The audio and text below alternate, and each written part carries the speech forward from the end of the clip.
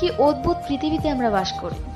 কেউ শুধু ত্যাগ স্বীকার করে, আবার কেউ পুরোটাই ভোগ করার জন্য প্রস্তুত থাকে।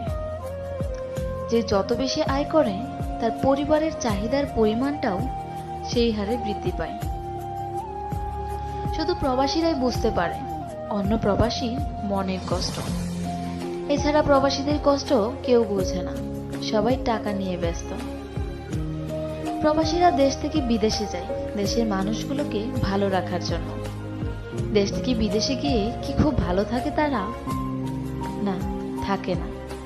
যখন প্রবাসে একটা মানুষ যায় বা কাজ করে, তখন তার মনটা কিন্তু পড়ে থাকে দেশের মাটিতে।